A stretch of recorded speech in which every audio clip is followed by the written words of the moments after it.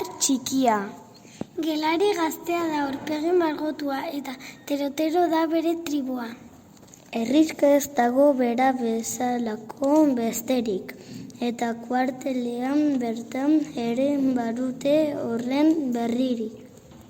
Ziztuan dabila ezea bezain azkar ibili ere ile arroztu ez eta atxik galdu gabe.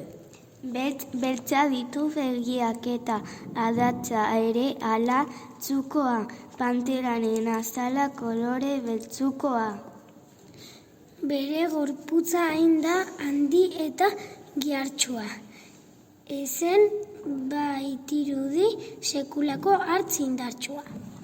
Arko geziak aldean ez dauka parekorik, eta ez dago bera bezalako danborri jolelorik.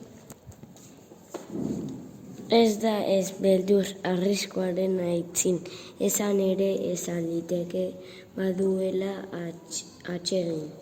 Pertsona nagusien gizara koloretako lumez jazten du burugan bara.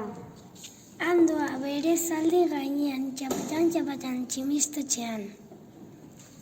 Baina bapatean entzun dut da ahotsa eta bandiruri trumoi jotxa. Juantxo non daure muztuka eta erratza galdetzen du gelatik bere amak. Juantxok ikusmena piztuta begiratzen du ezkerrezkuin bere zaldia desmontatuta. Gero gordetzen da, oheren pean gerlari orok baitaki ekaitzak iraun bitarte hobe dela eskutatzea bare aldia etorri arte.